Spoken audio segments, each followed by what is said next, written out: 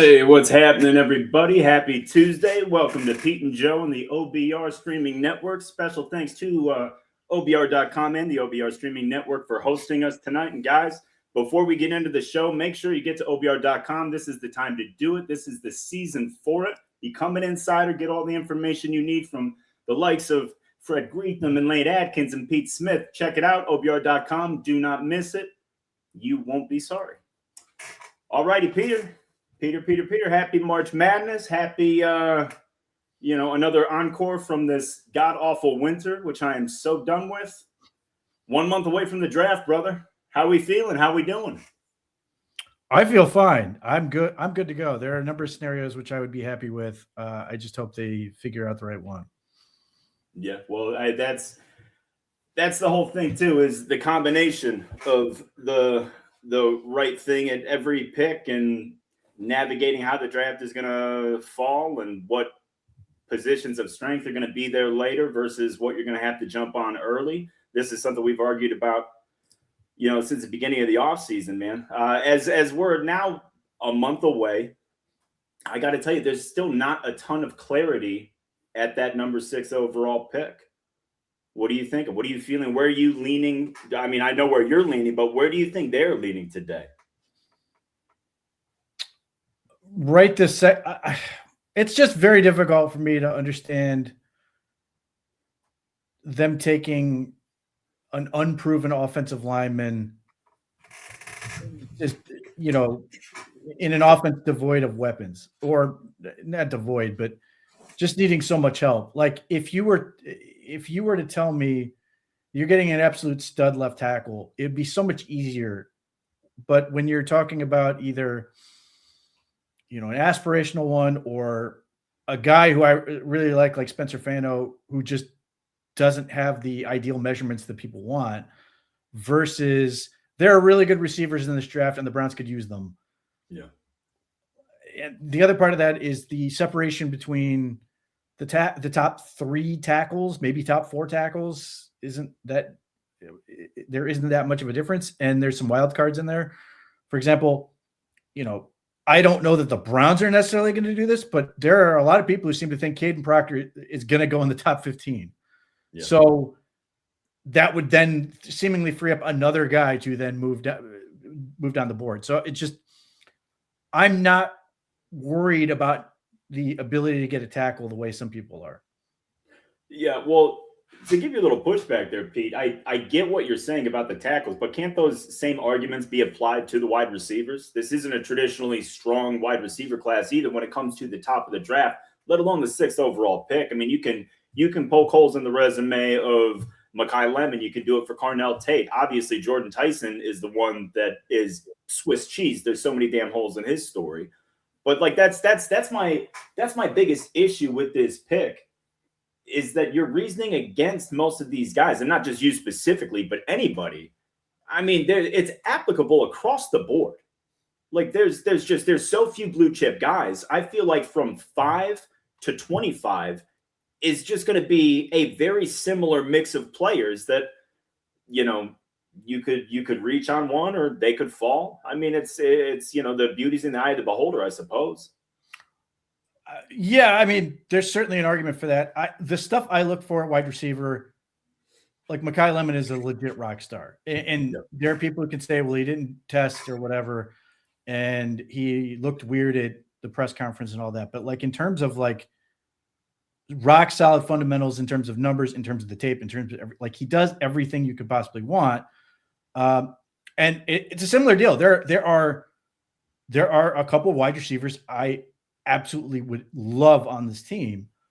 Mekhi Lemon, Carnell Tate, and then KC Concepcion, or just Kevin Concepcion. I guess KC's just Kevin Concepcion shortened, but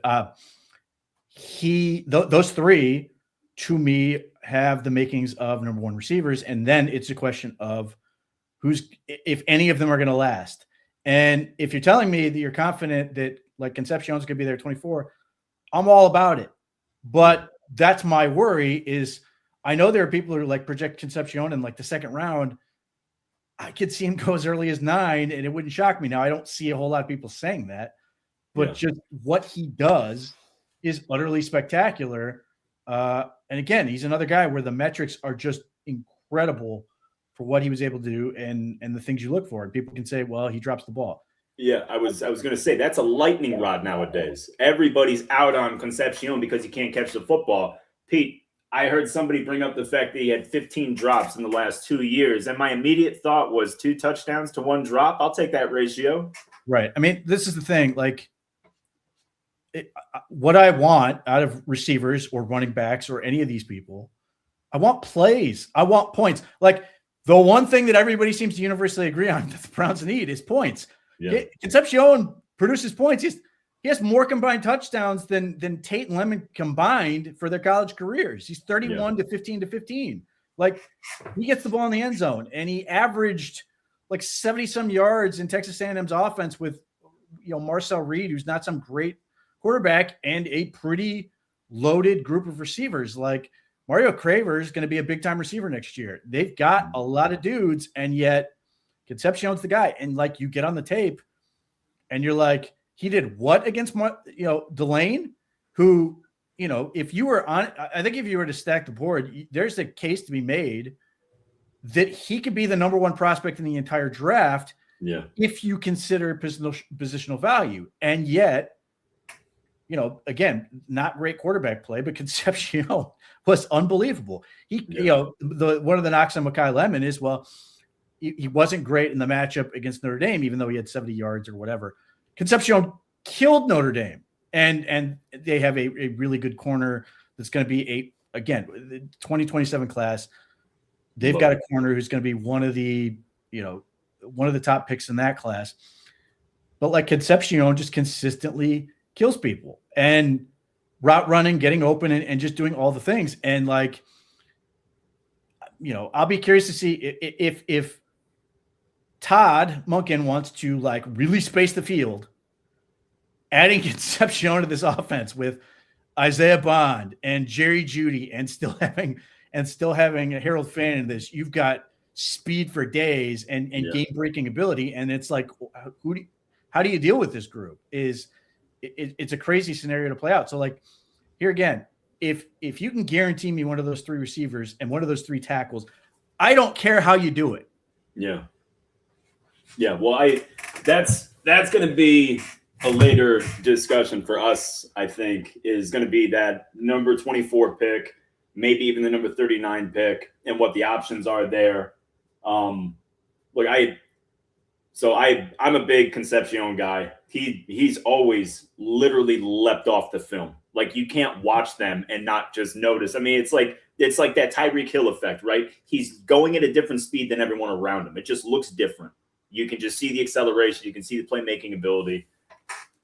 The hands, look, we're all sensitive to it. And, when you have a bad offense, a drop every now and again is going to look so much worse than if you have a good offense and like the typical drops. I mean, I know Jerry Jeudy gets crushed for it, but I don't know, man. I feel like the drops are a little overblown in this city. I think it's a part of football. It's a part of life for wide receivers. Some of the best wide receivers in football are among the league leader in drops. I don't know, man. I'm a Concepcion guy. I think he's just a playmaker. Right. I think CeeDee Lamb like routinely leads the NFL in drops. Like, okay, I'll live with that. Or if, the talk was, if Brian Thomas Jr. was a thing, Brian Thomas Jr. has a good amount of drops. He also has a good amount of plays. Look, I go back to 2018. That when Baker Mayfield entered the offense and they started moving the ball, they turned over the ball. They had drops and whatever. And you know what everybody felt like? They'll be ready to go next time. And they were. Yep. And that's the issue is when you make mistakes and your offense sucks, they all have a much larger weight to them in a way that just it can be crushing. But part of the thing with at least Concepcion to me is some of his drops are because he plays so damn fast. Like, he's literally just a blur, and occasionally it's tough to corral the ball doing that. But when he does it, he's also gone. Like, he's in the open field. Like, Mekhi Lemon is phenomenal with the ball in his hands, but he's got like Concepcion is just a different dude in that. It's a different gear. Not a lot of guys have it, man. That's God given. That's just It's what makes him different, So I got to tell you, I want to go over a little later. I want to do a pretty good once over on the top 10 tight ends and the top 10 edge rushers minus the top 3, right? No, Bailey, no,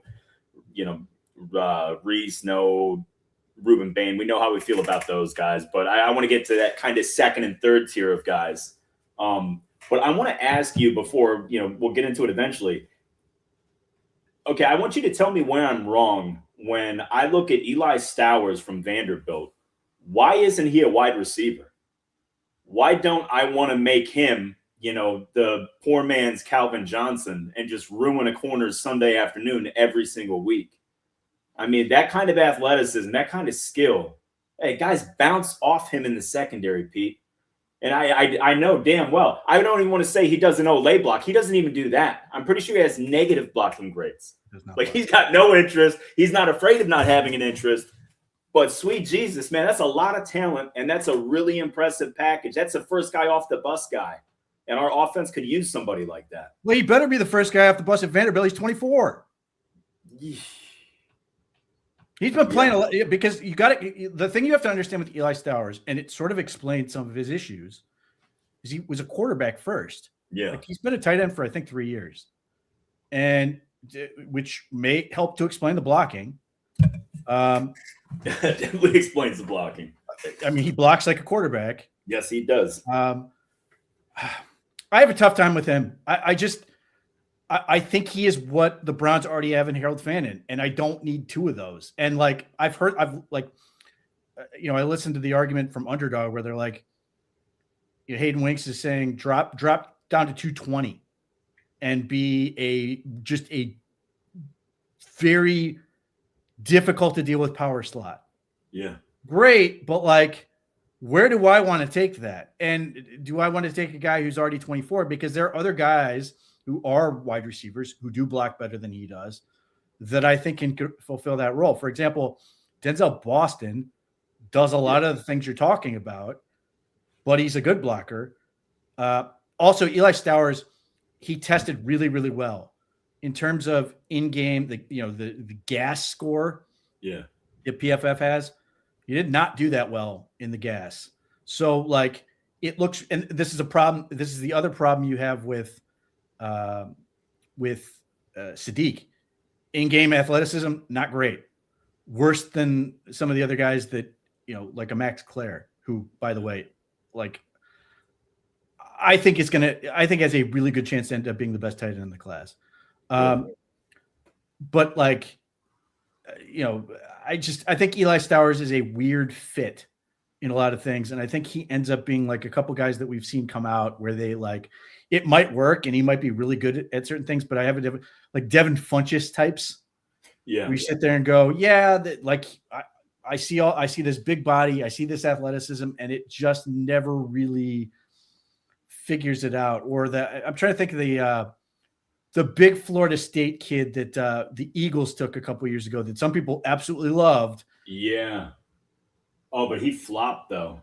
Yeah, I mean, and there are people are talking about him in the second round. I think he went in the 4th, which is a good, reasonable gamble for that type of that type of player. Yeah. And that's where I sit there and go, I have a really difficult time. If you're talking about Eli Stowers in round 4, okay, I get the gamble there. But there are people talking about him as being a second round player. And I just can't do that with all the, if he can do this and, if I ignore this and he does this specific thing, then he'll be really good. That's a really difficult sell for me. Yeah. But I mean, still though, it's an athletic profile and it's a size speed combination. The kid's got talent. It's tough to ignore that. Somebody's gonna gamble on that probably in the second round. I mean, that's a really unique skill set. If it pushes Max Clare closer to the Browns, great. Yeah. Yeah, I hear that. All right. Well, going over some stuff happened today. Obviously, Joe Flacco back to Cincy on a 1-year deal. Foiled my plan. I know. What you want to re-sign him and trade him again? I mean, we can't keep fleecing him like that, Pete. You know that. How about Levante David retiring? Is he the second greatest linebacker of all time? Like his statistics would suggest? Who are you putting in number one?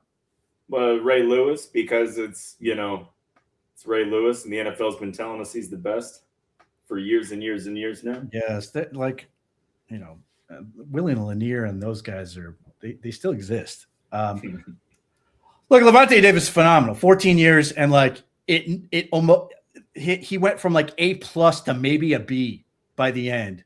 Just absolute, like so good. You're like, yeah, I remember a couple of years ago where he was like a free agent, like he's 30-something years old. You're like, people laugh at it. I'll take a shot on it. Like I have no reason to believe he'll come here, but yeah, he's still really, really good. Just did everything for them in terms of having the range and speed and all those things where he could work in coverage, be a good run defender, all that stuff. And like the Bucks could have used him again. Like there's probably a part of them going, "Are you sure? Yeah, we can use him this season because they need help at linebacker now." But like this is the thing, Levante David's that rare breed where very small percentage of these linebackers that are just always good. Bobby Wagner's in that group, but like so many of these guys are correlative. Their play basically, rises and falls with the play of the defensive line. Levante David was good no matter what. Same dude, yeah. Because they went through a whole lot of people during his time with Tampa, and he just stayed great. And that is really difficult to find. Yeah. Yeah, a damn good career. And it's a shame if he is done because he's fun to watch. But it would be funny if Tampa took their time on the paperwork just in case, come August, he wants to trickle back in. If somehow Tampa's like competing down the stretch, it would not shock me if he's like, yeah, I'll come back for the last 6. Yeah. I feel like the only guy that retired and like retired multiple years ago, and I feel like he can still come back, is Aaron Donald. Every time I see a workout video of him doing something absolutely insane, he could walk in the league and be the best D tackle today, just because. It's crazy. Yeah, I'm not sure why he if there was some like overwhelming issue that he was like, I just can't do it anymore, because to your point, he's just a giant muscle. Yeah, and it doesn't. I don't know. It doesn't look like there's a lot of wear and tear on him, man. He looks like he's in phenomenal shape. All right, so most recent signing by our Cleveland Browns, a couple of re-signings, right? Blake Whiteheart and Samuel Kamara. How about Tylen Wallace, the special teamer, return man, slot guy, speedster. He's an Oklahoma State guy, right? Yeah, he was good at Oklahoma State. Special teams, obviously, he can be the teach the system wide receiver because he was with the Ravens. Yeah. But if we'll see, obviously, if they are like really interested in having him make the roster, it changes the math pretty quickly as far as how many guys you can draft and keep. Yeah. Like if you're in the camp of, well, they need to draft a whole bunch of receivers, like the math gets real tight real fast. Well, let me ask you that, Pete, because you bring up a good point. I personally, the way I look at it, they need one guy. They just need one. They need a starter. They had a starter, and the depth looks nice. You got guys like Tillman and Bond and Malachi Corley as your, kind of hatchet man off the bench, and then you got Wallace as the special. I don't know. Well, I mean, look, I think that's where if you get that premier receiver, yeah. If you take another one, it's probably going to be low enough that it's not going to be heartbreaking if they don't make the roster, and you can try to get them on the practice squad. I mean, yes, the best case scenario would be they're good enough that you're having a tough decision to make. But if you like Bond and Corley and some of these other guys, and you want to see what they can do, Cedric Tillman is perfectly fine. You just got to stay healthy, for one more year or whatever. Maybe that's the odd man out, I guess. But like, I don't think it would be a small feat for somebody to come in and be better than him off the rip. So yeah, it's tricky in terms of how that works. Is there a trade to be made where they can send somebody out? Maybe, or they just say, screw it. We're not that interested now. So my initial reaction is I'm maybe they're just not that tied to Tylen Wallace that he could be the odd man out and somebody they like try to get to the practice squad or whatever. We shall see.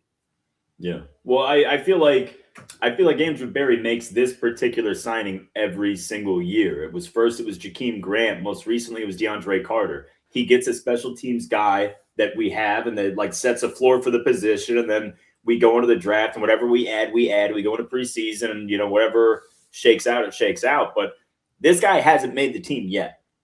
And I don't mean Wallace, obviously, but like Right. that player, that signing hasn't made the team yet. I think Wallace is probably the best chance to buck that trend.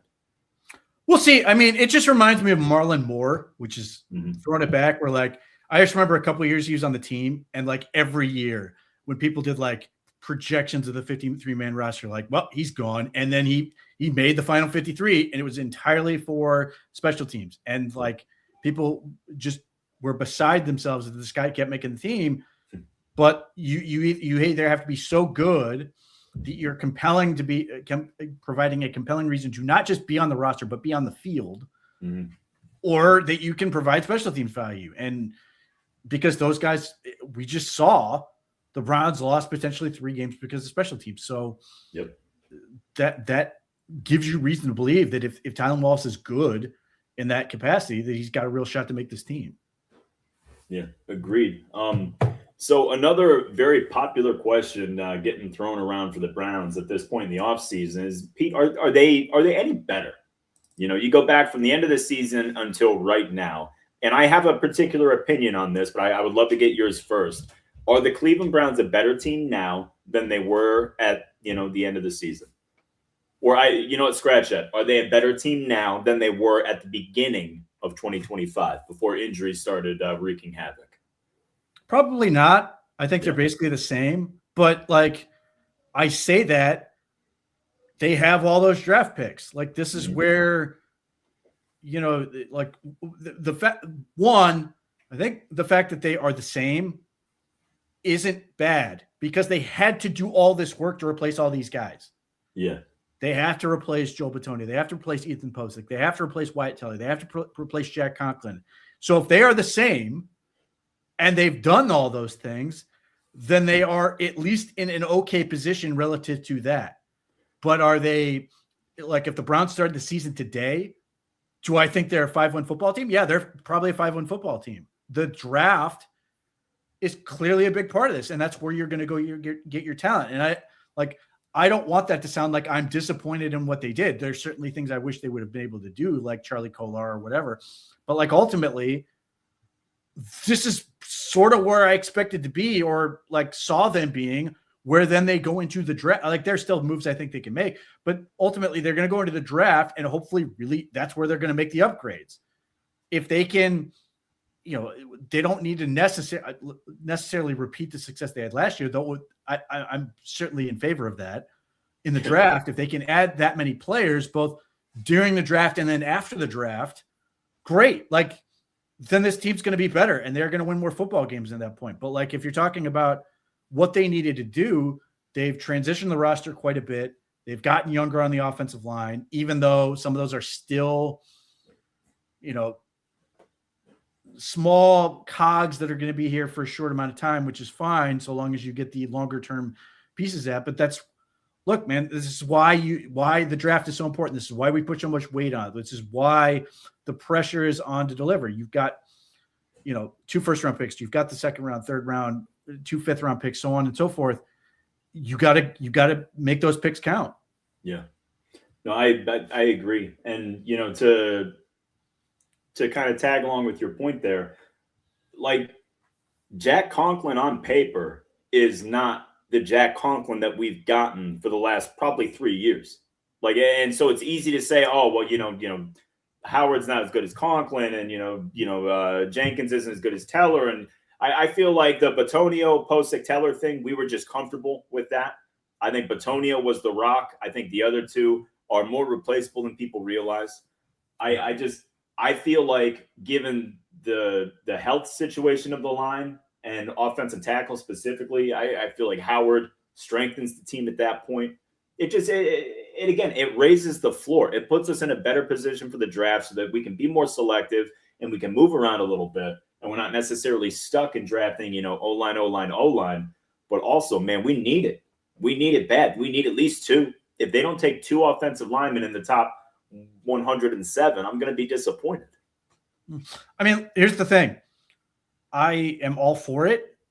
I would just caution people that unless they're prepared to move off of some guys, the math is pretty tight. If you draft three guys in the full 7 rounds, you are already at 11 theoretical guys that would be making the roster. Yeah. That you're not going to keep all 11. So that's where choose sort of the sweet spot if you intend to keep everybody. Now, they may be perfectly content to sort of be like, it's either make it happen or you're gone. But like if they draft more than 2, they are making it very clear right away. Like, injuries could happen and all that, but they're really saying immediately, like you and I have said, we'd like the idea of signing Joe Noteboom. Well, that's another guy they've got to account for in that scenario. So like right now, we assume they're going to draft a tackle. Well, that puts them at 4 with DeJuan Jones, Titus Howard, and KT Leviston. And KT Leviston. Interior guys, they've got a bunch of them, and that's not including like the Kingsley Lekwan or Kuakan or whatever his name is. Yeah. Like they've got Zach Zinter, Luke Whippler, they've got Zion Johnson, Holton Jenkins, Tevin Jenkins. That's 5 guys right there. Yeah. They draft 1, they're already at 6. So I've already named off 10 guys. And that's if they keep 10. There's no guarantee. I assume they will keep 10, but like there are teams to do it with 9.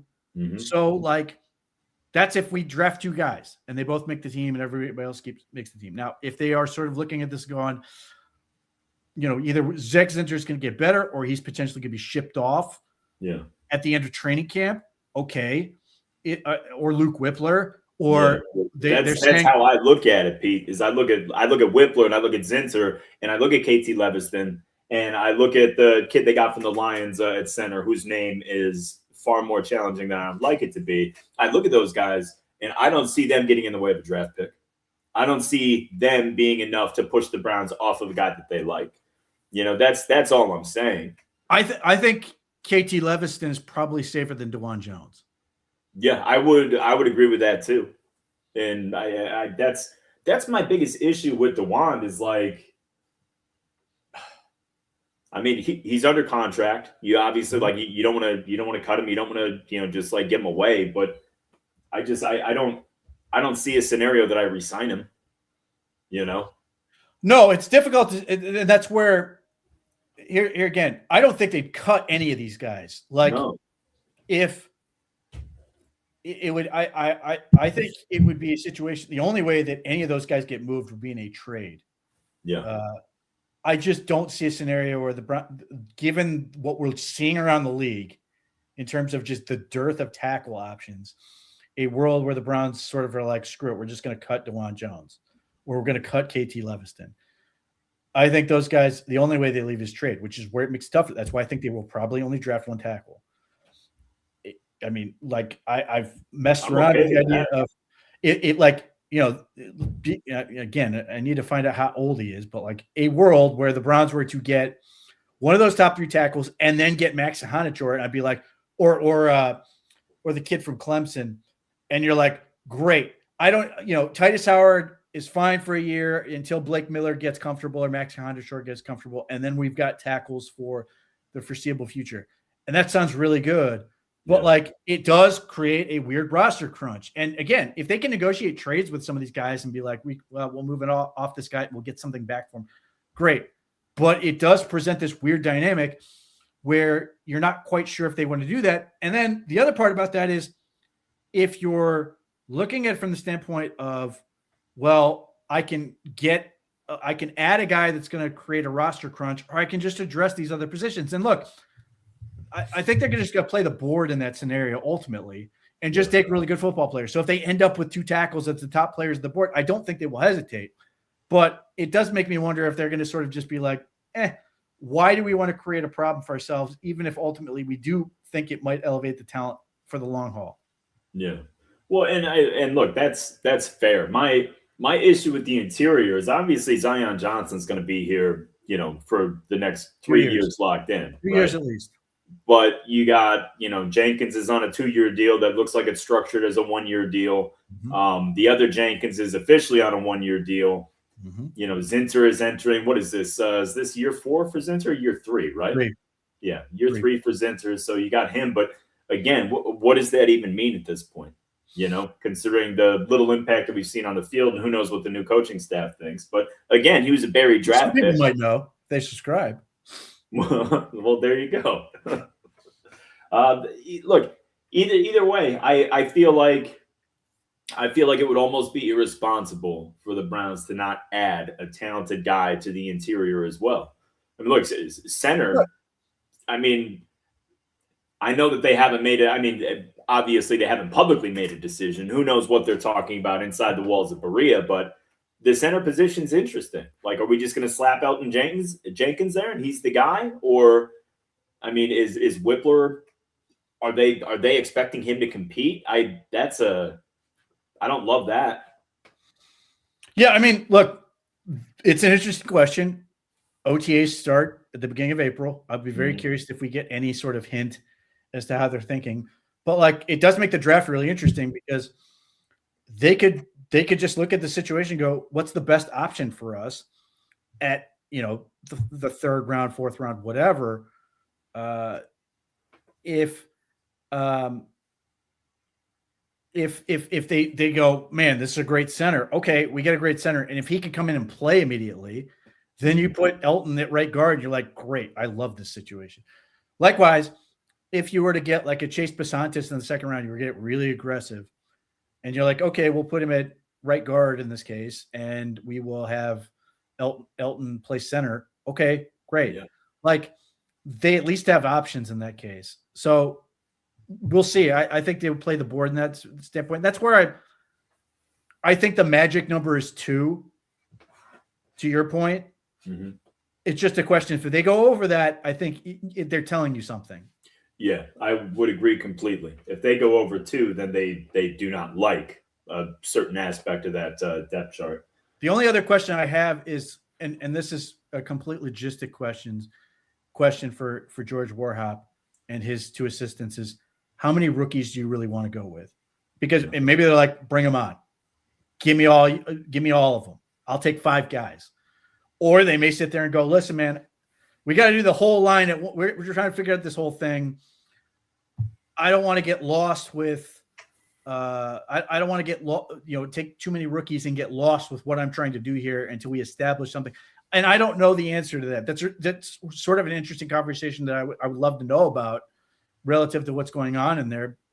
That's challenging because like this, not to say it's not been done, because it has been done. The teams have completely overhauled the line, but it doesn't change the amount of work that's going into it. And to your point, if they are hopefully avoiding, but may do some musical chairs, at least initially before they settle, figuring that whole situation out as far as who's going to play where.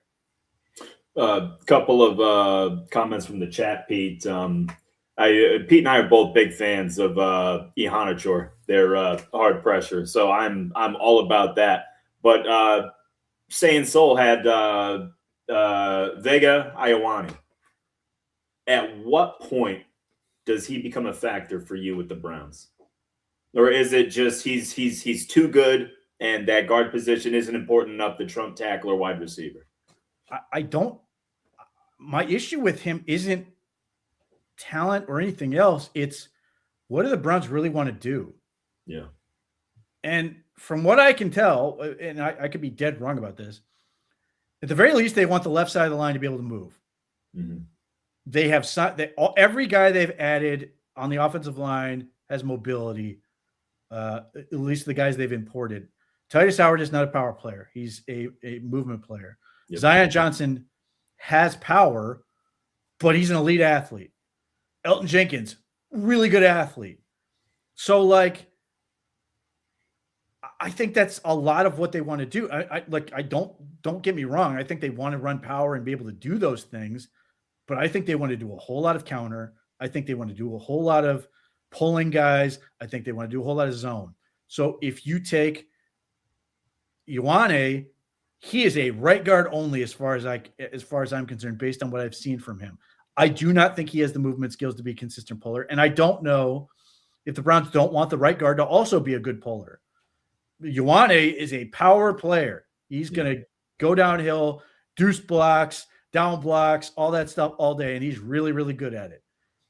I question if they love his lack of mobility in this. And look, when they came in, I hate the way they talked about it because I hate the makeup of the Ravens line, where they're like, Todd Monken's like, just give me guys who can do stuff consistently. I can plan around it. Well, great, but like it's weird because I look at the Ravens line, it's clunky as hell to me. Yeah, that's the one thing I was gonna say. You genuinely hate the Baltimore line.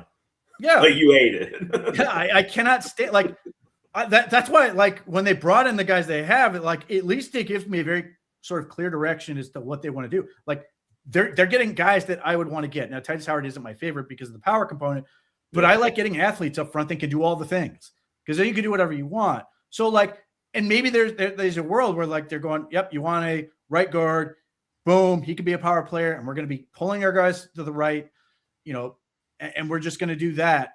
I mean, that is what Wyatt Teller was, though he did have, at least before the 18th calf injury, when he used to be able to do those wide traps, and he was just nasty. He was a mover. But he became a guy who could not move anymore.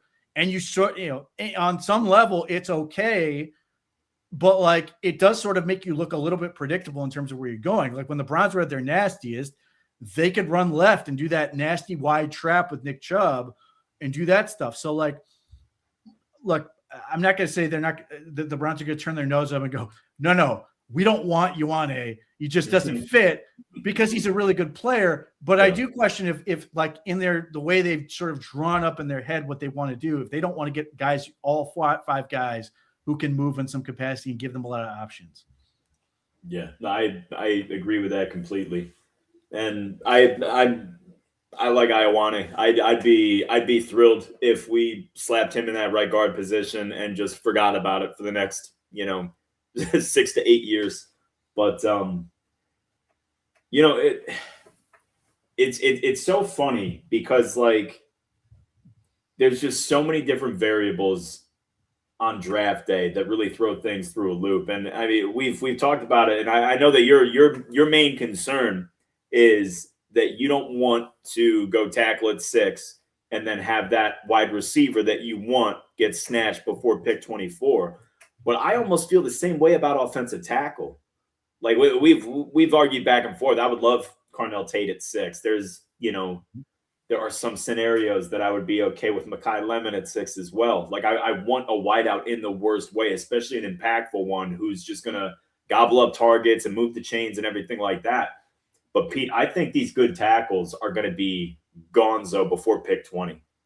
And I feel like if we don't move down and target Freeling or Fano or something like that, or we don't just like take the plunge and take him at 6, I feel like we're going to have to move up from 24. And I don't know how expensive that's ultimately going to be. Well, there's two things that I don't know the answer to at this point. One, how old is Max Ihanachor? Because if he's 23, fine. I will kick him over to left tackle and not think twice about it. I'd add him as 4th on the list. The other thing I don't know is what do the Browns think of Caden Proctor? Because they may sit there and go, we think he's viable, and then now you have 5. Yeah. And there's no world where I see all 5 coming off the board in that scenario. And if Hanachor's age is right and they don't like Proctor, that's still 4. Yeah. And I'm going to play the numbers to a certain extent. And the other part is like, if the Browns don't take a tackle at 6, like let's start here. If Arizona takes a tackle, you probably start sweating a little bit. Oh, 200%. If the Giants were to, if one of those teams at the top, either Arizona or New York, takes a tackle, you start sweating a little bit. If they don't, and the Browns say, well, if we don't take one, who's the next option that's really a threat to take one? I know that people keep slamming Kansas City with the tackle. Yeah. I don't think they're going to do it. I think they have maybe, guys there that especially they took Simmons at the tail end of round 1 last year, and that dude went AWOL in the middle of the season. Yeah, let's not forget that he disappeared. But they do have they legitimately have a right tackle that they're like okay with. So it's not like the Jay whatever that they signed last year to be the left tackle and swung him over. I'll find him. But they have a guy that they're like comfortable. Like all these people are sitting there going, Jalen Moore is the one they brought in. They could theoretically flip him over there, but there's another guy they have. I think maybe not. Maybe it's just him. Yeah, I gotta tell you, Kansas City at 9, the Bengals at 10, the Dolphins at 11. The Bengals aren't taking a tackle. They could. They absolutely could. For what? They just extended their left tackle and they have a right tackle. What? Amarius Mims? Yeah. Maybe. They're not doing it. So, like, the next team you get to, like, in terms of who could take a tackle is theoretically the Dolphins. And then they have the weird thing is they'd be looking for the opposite side. Yeah. So, like, I think Miami's dream is Francis Mauigoa. Yeah, I would agree with that. Dallas, like, the Dallas Cowboys, like, their fans for Dallas are like, yeah, we should take another first round lineman. They've taken like 3 in the past 6 years. Like, enough. Yeah. The Rams theoretically could, but I don't think they will. They for whatever you say about the Rams, they generally prioritize toys and those like impact players, which is sort of where I'm like, yeah, we should probably steal that idea. Yeah. Baltimore's in play for an offensive lineman, but it wouldn't be a tackle, it'd be a guard. So then it's Detroit. Detroit absolutely alive for offensive tackle. They've done nothing there. And unless that changes, I think that could be absolutely in play for them. Yeah. Minnesota, no. Carolina, no. Pittsburgh, theoretically, that's another team I see getting offensive tackle a lot. I'm not saying it can't happen. Don't be shocked if they're okay with Dylan Cook. Yeah. The Chargers, they have tackles. The Eagles, they could take a tackle just because that's who they are. Yeah. The Bears, I think they're going to take defense. The Bills aren't going to take a lineman. The 49ers, probably should, but won't. Yeah, I don't care about after 24. But like, this is the thing. You just sort of look at it and like, I understand the fear because I always look at the same thing. You're like, wherever you think the linemen are going, they're going earlier than you think. And that's where, again, I go back to 3 and 5 and go, if like Arizona takes Mauigoa off the board at 3, you're like, uh-oh. Yeah. Like it does make you a little bit nervous. Now, you still got to trust your strategy and do all the stuff you're doing. But like if Arizona takes a defensive player and the Giants were to take Carnell Tate or whatever, anything that's not a tackle, all of a sudden you go, I like my chances of getting at least one of those guys to 24. Now, the only reason I mention guys behind the Browns is because theoretically they could trade up in front. Oh, they could move up, yeah. But it's just a weird year in terms of tackles. Like everybody tackles, they're just in some weird state of where they are in their terms of their development. And so we'll see. But like my fear is that like, okay, the Browns get let's even say the Browns get a good tackle at 6, but they don't really get a great weapon. And we're sitting here watching, okay, the Browns block a little bit better, but like nobody's scared of much of what they're doing offensively. And that's where I get very nervous about this, that then they're going to be stuck in neutral again. Granted, it would be better if they can block. Jerry Jeudy should be better with quarterback play. Harold Fannin hopefully will be no worse than he was this past year. Maybe Tillman's healthier, whatever. But like that's where I sit here and go. Isaiah Bond is the one from Miro pointing straight up that could from improving, so to speak, let alone improved quarterback play. But yeah, no, I'm with you, and I agree with that. And then I mean, ultimately, that's the big issue, right? Is we think we want an offensive line, we want a really good weapon in the passing game. It's just what is the best method of going about it, you know? Right. So, will the Browns, I would say the Browns are just going to play their board, but I can't help but wondering if the conversation gets a little bit different depending on what happens in front of them. If it's either a tackle goes off the board or Carnell Tate goes off the board, does that sort of impact how they're thinking? Now, I assume it wouldn't. I assume they sit there and go, we have our board, we're going to play it. Or we've hopefully negotiated a trade beforehand, and the Cowboys are giving us all their picks for nothing, whatever. But still, that's where I think there's, depending on those factors I mentioned with the offensive tackles or the Honda Proctor, I think there's up to 5 guys that are viable for that left tackle job. And the Browns may disagree with me, obviously. I think there's 3 number 1 receivers. Everything going on with Jordan Tyson, he is way behind everybody else for me. He's at best wide receiver 5. Yeah. Yeah. And that his and the fact he's having soft tissue issues and he's still not able to work out fully. It's just it's enough of a red alert that I can't imagine considering him in the top 15. And I feel like ultimately that's where his talent probably should take him. But who's the team that's going to take the plunge on? Because there's going to be a team that can be flexible with the pick and can take a gamble with this pick. And if they gamble on him and he stays healthy, they're going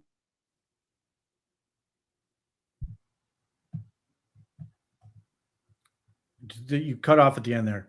No, I was just saying that somebody's going to get him at value and he stays healthy. It's going to be all. It's all hindsight is type deal. He's just such a good ball player. If he could figure, it's fun to watch. Yeah, look, I'm rooting for the kid. It's just I just can't envision a scenario where you're yeah, I'm going to use a first round pick and be okay, fingers crossed he's going to stay healthy. Yeah. Again, the teams have doctors. They can evaluate and they may feel super confident. I'm not a doctor. Even if I was, I'm not able to evaluate Tyson. But everything coming out of that camp in terms of, he's going to work out April 17th, but he's not going to test. He's just going to do a workout. And, at least seemingly sounding like he's still been dealing with the hamstring makes me very, very worried about projecting him forward. Whereas I've got a whole lot of receivers out there who missed no time and were really good. Well, and that's the thing too. We're basically in the catbirds. We're likely going to have the first one off the board. You can't with those health issues over those other guys. There's too much. Take that gamble at 6. There just is. Right. The bottom line is the Browns. It's the same thing with people who advocate for Chris Bell, and I'm you're talking about taking a guy coming off an ACL, and he's probably going to miss or at least be less than his entire rookie year because he's got to 1 rehab and then 2 figure out how to play. These are things I do not want to do. I want to get guys who can get in and develop. And, if whether it's for the current quarterbacks or it's for the quarterback that they're going to bring in, I want to see guys be good so that we're sitting here going, we talked about it last week where if there's a Kyler Murray next year or a Malik Willis, whether or not the Browns are really interested in that guy, they're sitting there going, man, Cleveland looks pretty good. And then you get to the draft, you're putting that, hopefully you're getting that quarterback and you're plugging him into a system where they're going to be good now as soon as possible rather than, we've got to do A, B, and C before they can figure it out. Yeah. Agreed completely. As far as we always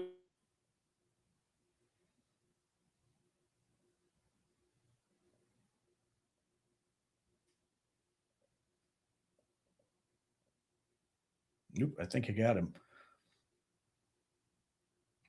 But anyway, the bottom line is for me, I've got Denzel Boston as wide receiver 4 for me. I look at him as a high end 2 rather than a necessarily number 1. The numbers like him really think really highly of him. But they still seem to suggest more of a number 2 role and a really high end number 2, which is not bad by any stretch. It'd be nice to get another guy who can do that. I have some qualms with some of the stuff I see on tape, some of the numbers, but nevertheless, that's where I see the cutoff. I worry about, again, everybody will sit here and go, I hate the fact that Jerry Jeudy's the number 1 receiver. He needs to be number 2, or in some cases, people lose their mind and say he needs to be number 3. And the only way that's going to happen is if you draft somebody who can play over him.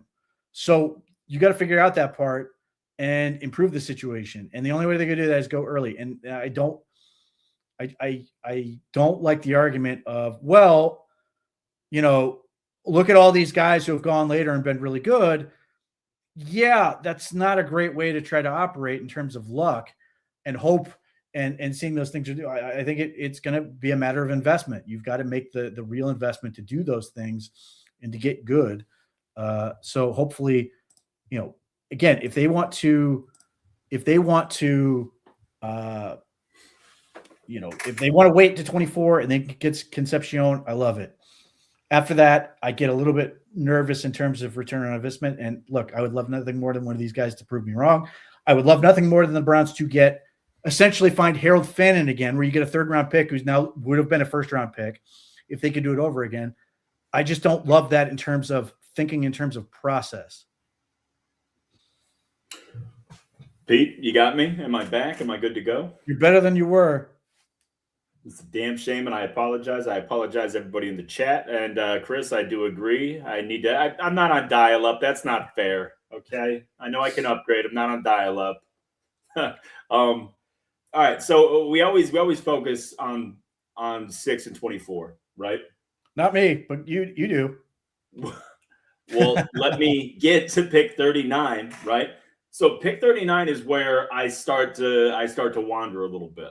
That's where I start to think about like all the cool, fun stuff that they can do, whether it be on defense or, some sort of, specified spot on the offense. But who's really tickling your fancy in the 2nd round that you're like, this is my guy? I think I know who it is, but I would love to pick your brain a little bit on this.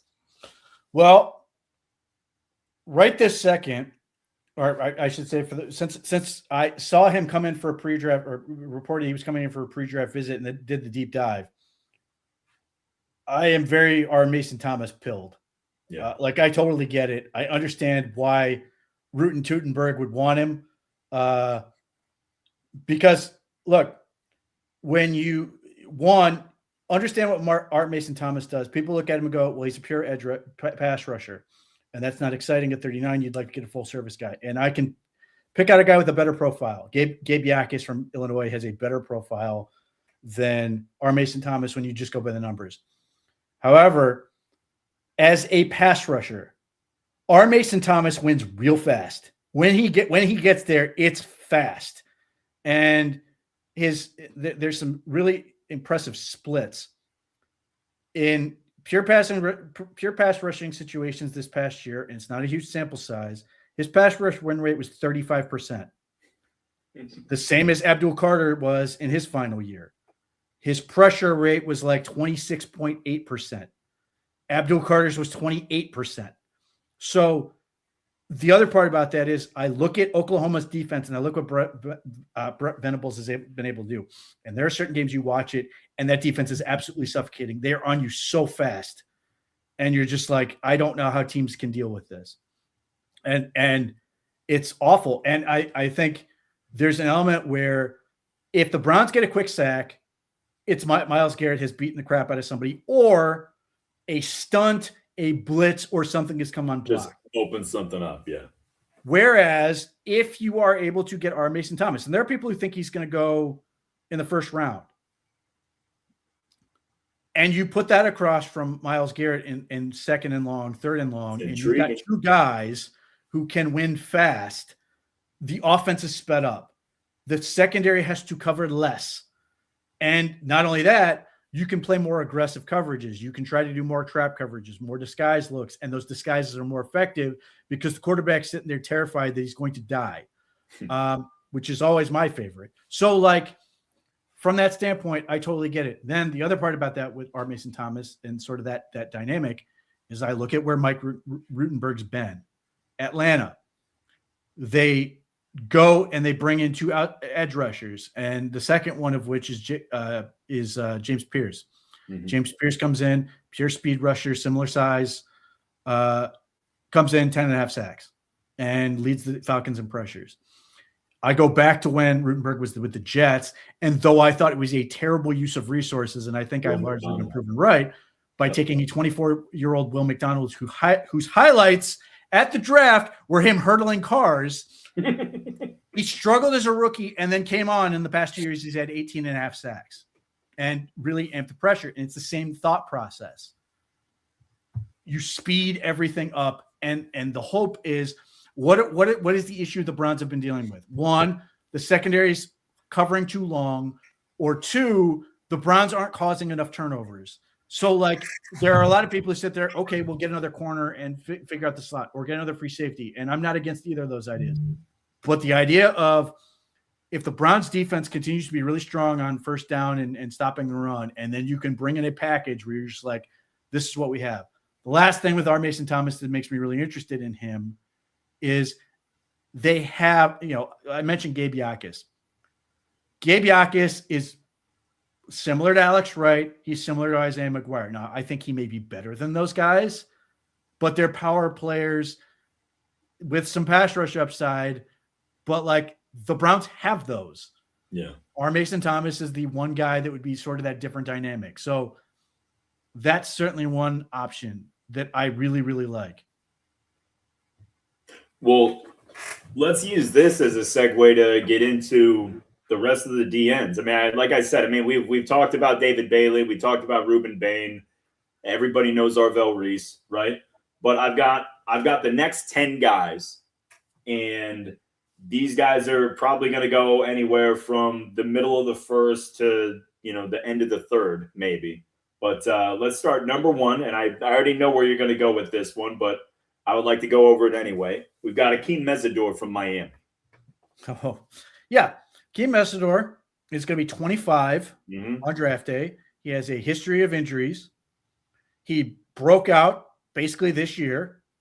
Across from Ruben Bain. And he didn't test. So, good luck. It's a great setup. Like, if I steel man the case for Akeem Mesidor, you're like, well, he's figured it out. He's ready to step in and be really, really good right now. That assumes he's going to adjust the level of talent and be able to do those things. I hate it. I don't like the idea of using a first round pick and basically know going in that's probably going to be a one contract player. Certainly that's not a good fit for the Browns are. Yeah. But the track record for these guys is horrible. Yeah.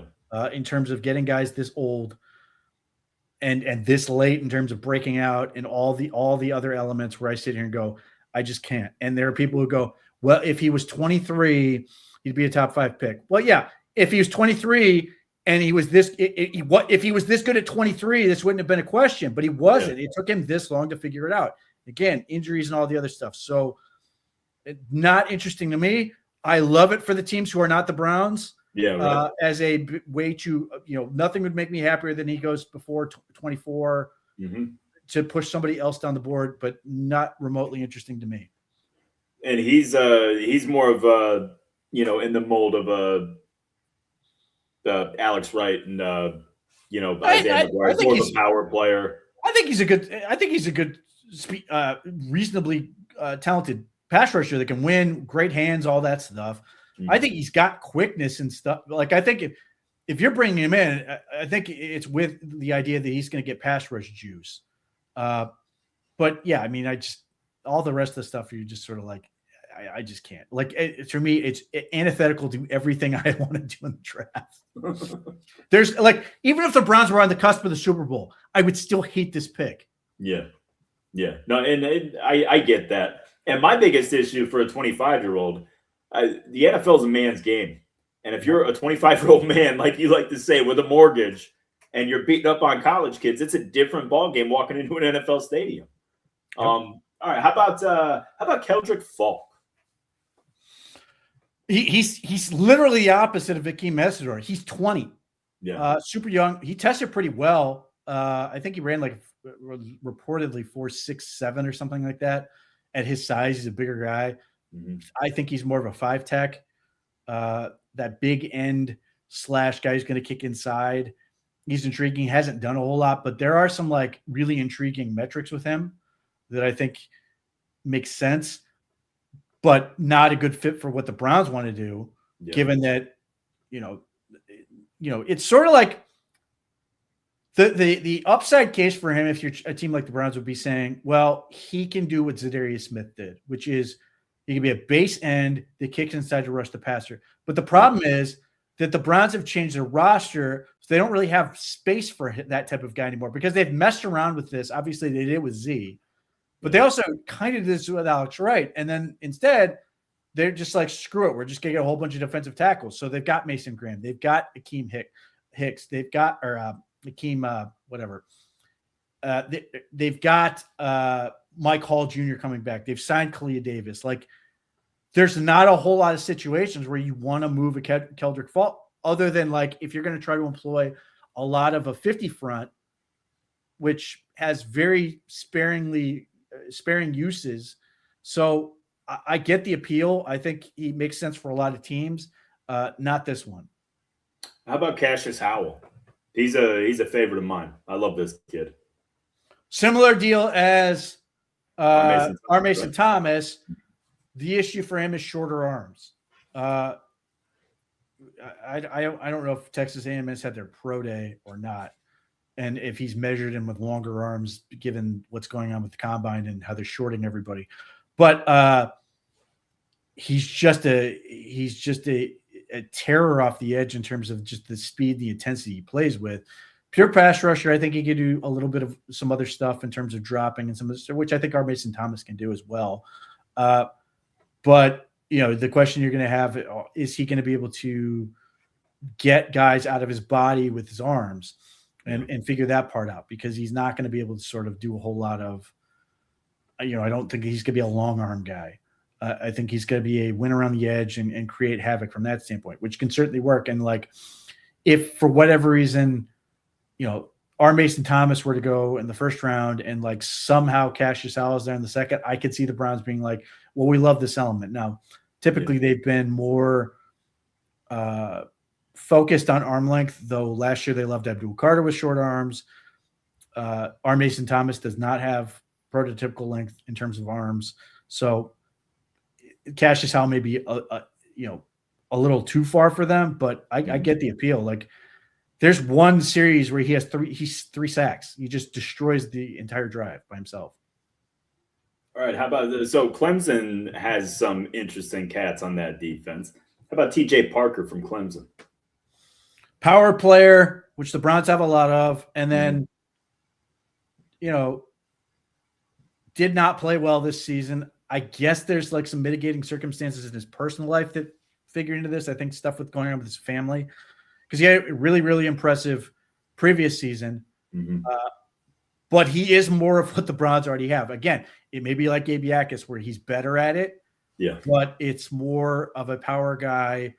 And then did reasonably well, I think, in terms of the Senior Bowl stuff, to sort of like breathe life into it. But like, there was a point where he was supposed to be the top guy. Yeah. And now he might be in the middle of the first round. He might be at the end of the first round. It's going to depend on what teams decide is the truth with him. It seems like there's a ton of ability. He's young, but he's got to figure some stuff out. Okay. And how about Zion Young from Mizzou? Really strong profile. Very Missouri's had a run of these guys. He's very similar to Isaiah McGuire. Mm-hmm. Power guy. Might be better than Isaiah McGuire. Obviously, Isaiah McGuire went in round 4. Zion Young could theoretically go in the first round or early second round. there's a lot to like about him. Personally, I think Yakis is better, but I get the appeal, and I think he's a good base end. But the Browns have several of those. Well, the next on my list happens to coincide with our boy Hard Pressure here, Malachi Lawrence, UCF. Obviously tested out of his mind. It's there on tape. Like, it's weird that there were a whole bunch of people who did not seem to understand that he was fast before the combine. The biggest thing that hurts him is going to be competition. He didn't really play anybody at UCF, but he was productive. Relative to where he played, he did everything you could ask for him as a pass rusher, has all the stuff. And there's reason to believe that he could end up going in the first round. Now, that's probably too expensive for me. Yeah. But I get it. That juice is tough to find, and teams are willing to pay handsomely for it. If he were there at 39, you given some thought to it? Yeah, because he actually has longer arms. He's got a little bit more size than guys like R. Mason Thomas. I don't think he's quite as the artist that R. Mason Thomas is, but his pass rush run rate is really good, and he's got that speed. He's got juice. He can create pressure quickly. Again, it's going to be about, can he level up with the level of competition? He's another guy who helped himself in the All-Star circuit, but there's only so much you get out of those guys. All right. How about Joshua Josephs from Tennessee? I haven't even thought about him. He's supposed to be a speed rusher guy. I don't think he's really done anything to really jump off the page in terms of production or anything else.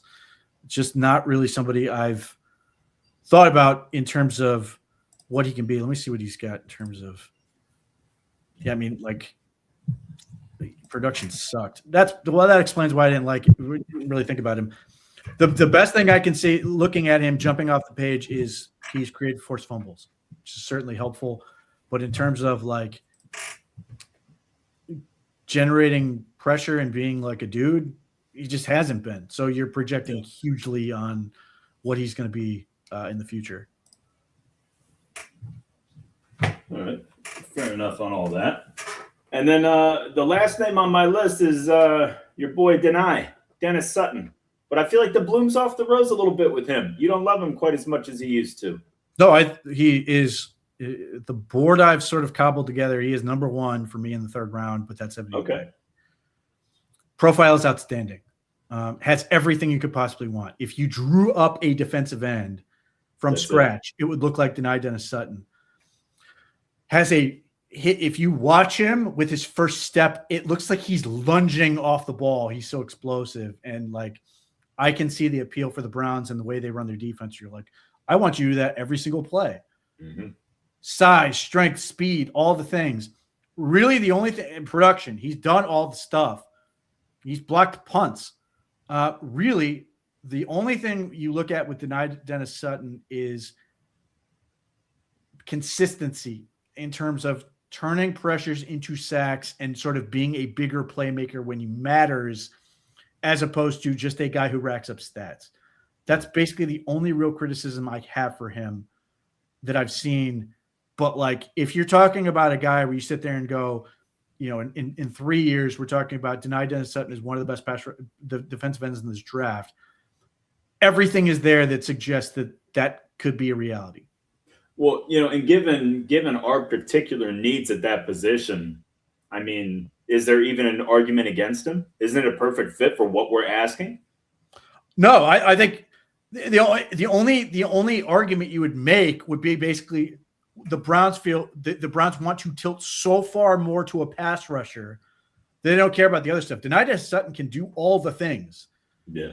You can make the case that maybe he's not as dynamic a pass rusher as a guy like our Mason Thomas, but he's got size, he's got length, he's got power, he's got a reasonable amount of speed. He's just really, really impressive in terms of just having all the stuff. I don't think he has elite agility by any stretch. But then again, our Mason Thomas did not post the magic number in terms of the 3-cone either.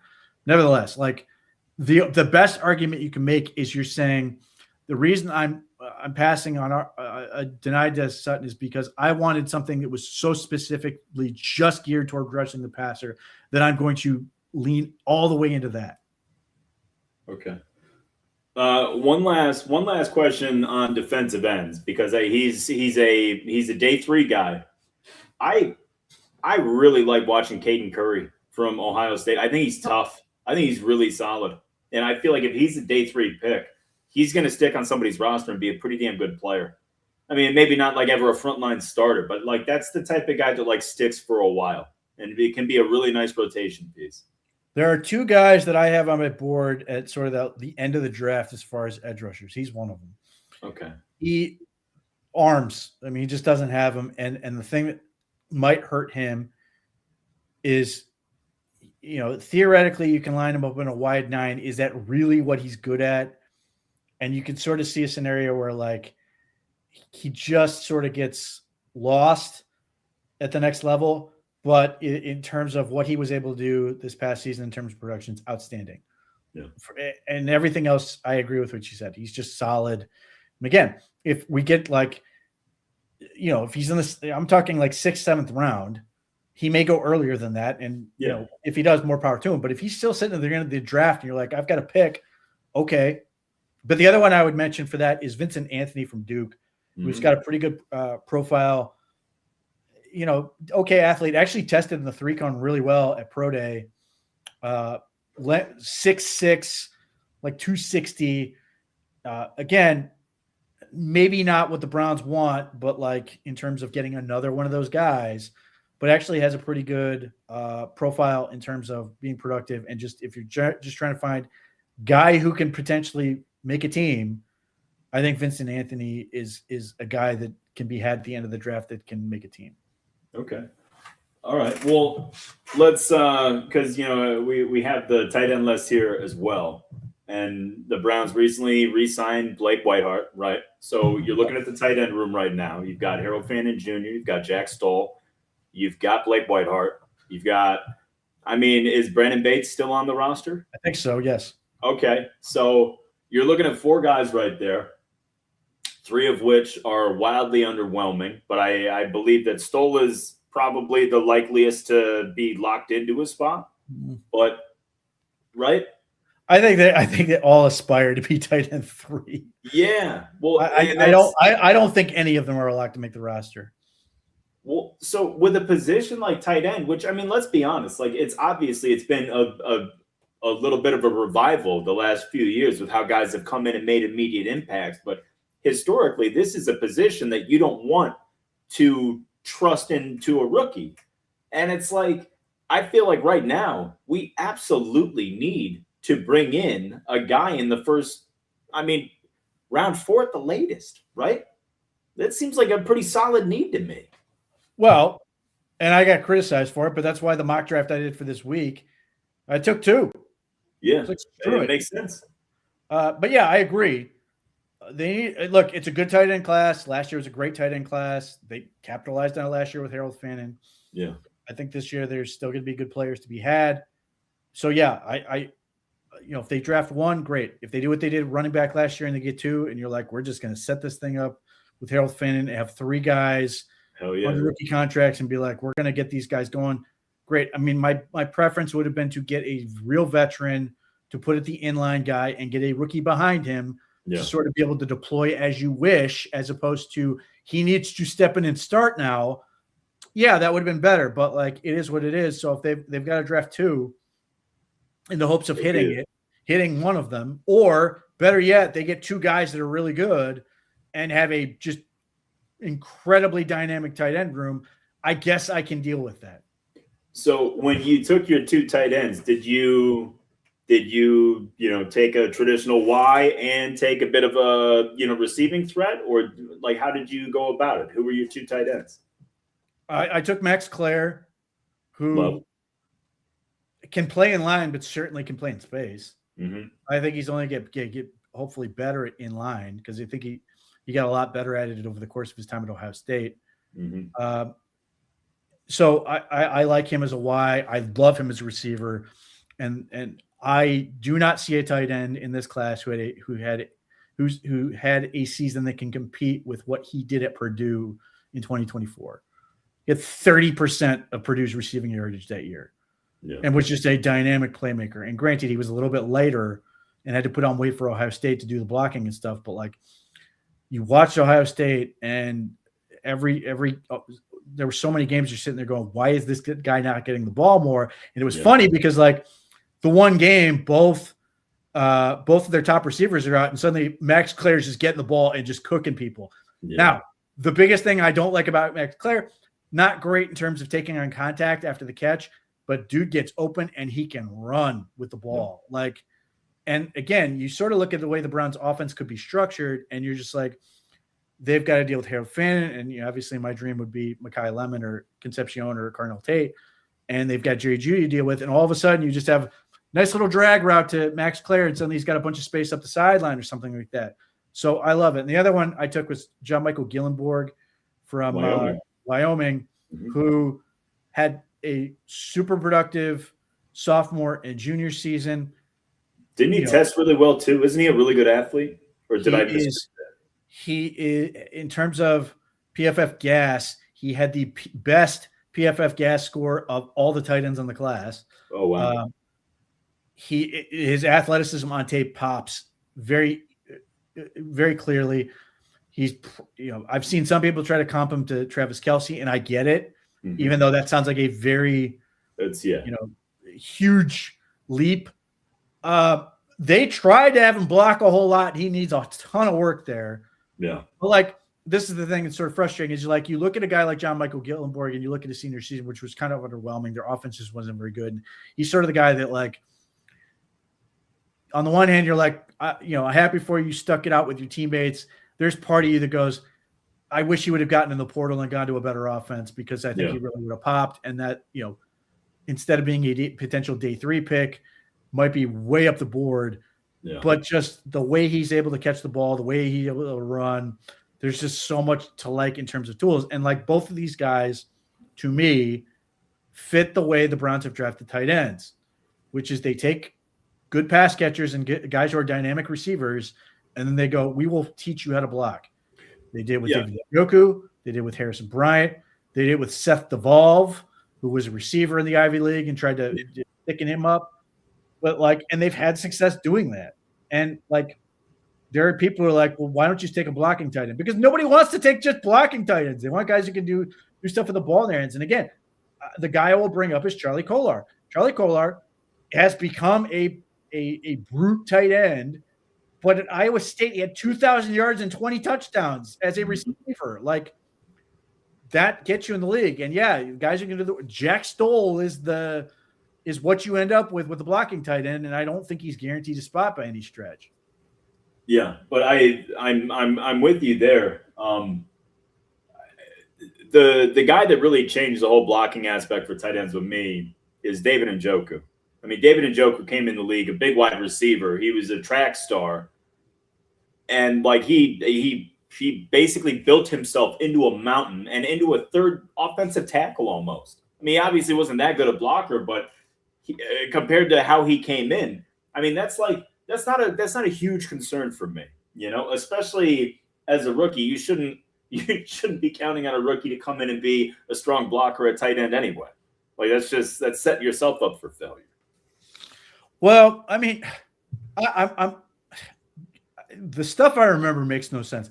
I remember when the Denver Broncos took Richard Quinn out of North Carolina, and the whole thing was, this dude's going to be a game changer as a blocker.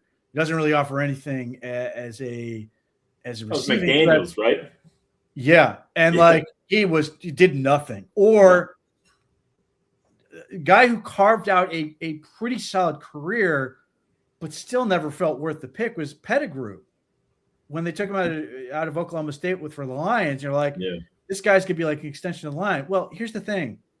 I could just put a lineman on the field. And that's the problem is, this is why I like Charlie Kolar is great. He's a impact blocker. He can do all the things, but if you throw him the ball, he will do something with it. But because if you can't, I'm just going to put another lineman out there and go, instead of a 240-pound blocking guy, I will have a 300-pound blocking guy, and I will hopefully be more successful doing it that way. Why mess around with it? And if I got to put a skill number on him and occasionally have him catch the ball, fine. You know what? I will draft Spencer Fano. I will get another lineman, and there will be a package where I will put DeJuan Jones, his big ass at left tackle, and I'll put Spencer Fano at tight end and skill number, and or you don't have to do that in the NFL. Just say he's eligible and turn around and dump the ball off and let him run like a rugby dude down the field. Like, it's just like, I understand the thought process. Like, people love Will Kazmarek, and I get it. I understand why people think he will be good. I understand why people think he can contribute. I'm not against him by any stretch, but like, it's just very easy for me to like get out there, sixth guy, jumbo tight end. Great. It's just so easy to do that. All right. Well, so I have posed the thought of going Max Clare at 39, but you don't like that. That's a little early for you, right? Look, here's one thing I watch with Max Clare. I keep watching people project him to the 3rd and 4th round, and I sit there on, oh, baby, please. Yeah. Because that's my thought process. Not that I would take him at 39. I think that is too rich. But like, if somebody took him at 50, I'd be like, yep, I totally get it. Yeah. And I still am waiting for that to happen. But if teams mess around and let this dude come to 70, man, it feels like theft. And again, I don't think it's unreasonable to see a world where in 5 years, Max Clare is the best tight end in this draft. Just because he's so dynamic. He's such a fluid athlete in terms of how he catches the ball, how he's able to open himself up. Like, he's just really, really good. And again, I think because he was not super productive, because he was sort of not an also ran, but like was just such a lesser piece in the Ohio State offense. If he stayed at Purdue and did the same thing again, I think people are talking about him going much earlier at 600 and something. Again, 30% of the receiving yards is insane. Like 15% is a really good number for a tight end. He doubled it. Like, it's just crazy. Well, all right. Well, let me pose this to you then. Okay, let's say Mekhi Lemon goes 6, Caleb Lomu goes 24. Yeah, and then say we get your boy Mason Thomas at 39. Yep. Are you willing to move up for Max Clare, or do you sit at 70 and say, I'm going to get somebody I like, I'm not giving up assets for anybody? If I can move like those day 3 picks, yeah. Yeah. Well, I mean, that's what it would have to be. The one I don't want to give up, unless it's some sort of pick swap, is 107. Yeah. Everything after that, if it means getting your guys, more power to you. Like, I think the talent diminishes the further you go. Like, there's still dudes I can find that I like, but no, I would love to get Max Clare in that scenario. If there's a way to move up a little bit to get him and give up, like, one of your 5th and a 6th, 5 and a 6. Yeah. Yeah. Like, more power. I'm all about that. Now, there's been a couple of trade down scenarios bounced around for the Browns.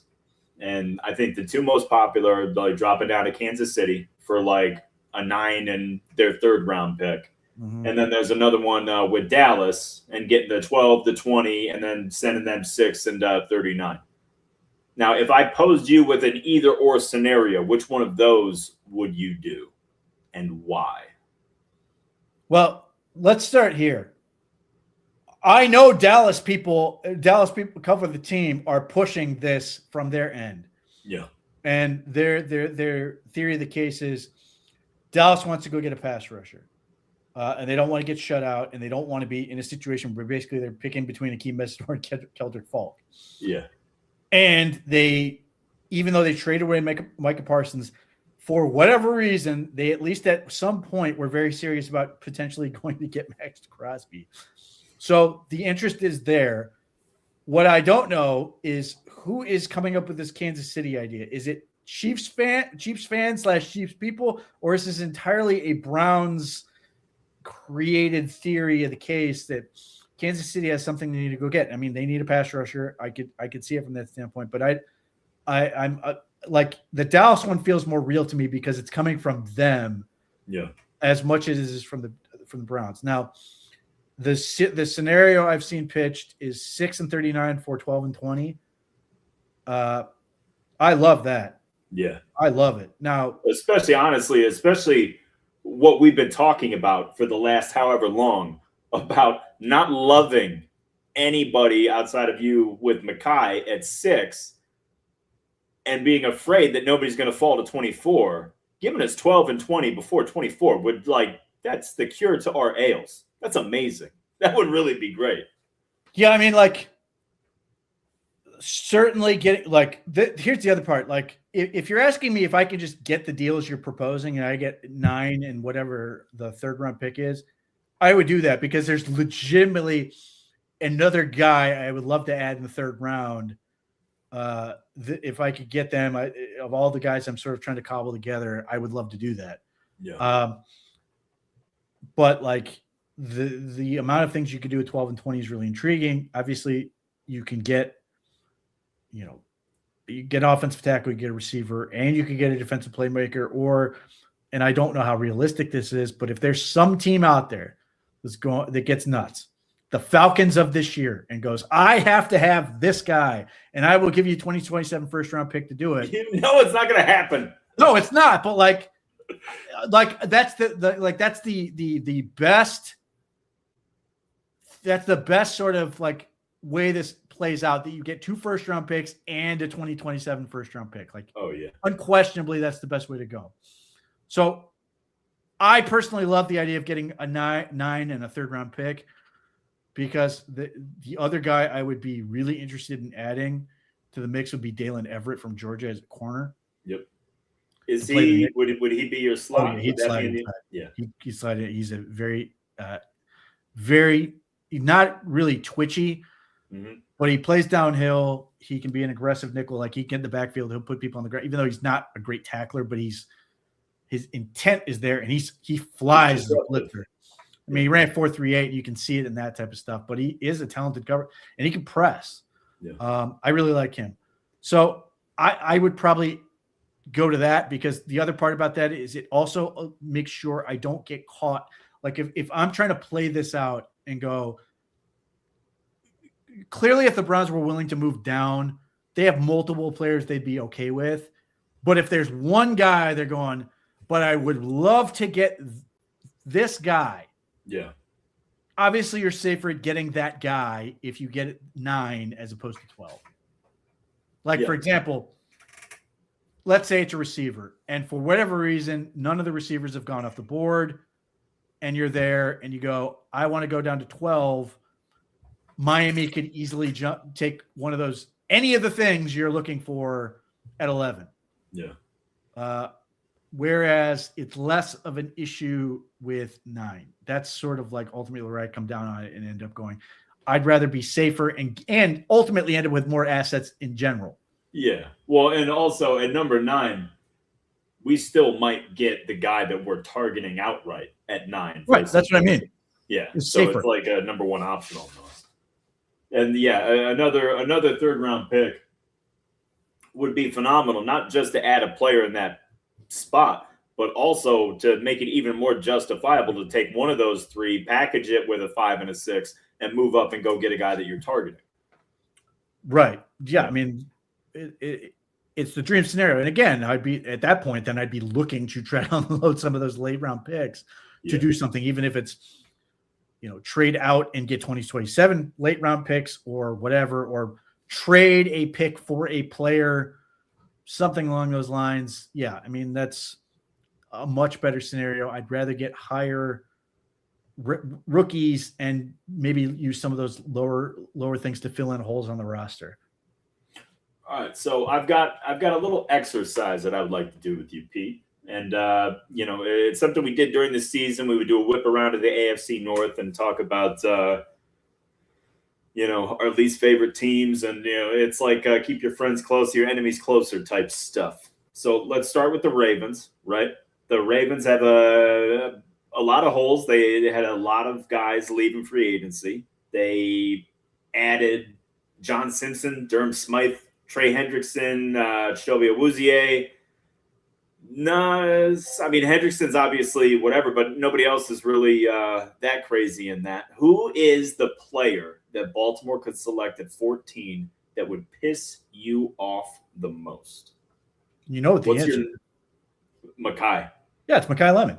The answer to all of your questions is Makai. I don't want to see him twice a year. He will just destroy this team, and for endlessly, just absolutely kill this team. Well, for conversation's sake, let's take Makai Lemon out of the equation. Is there a defensive guy, or maybe an offensive lineman?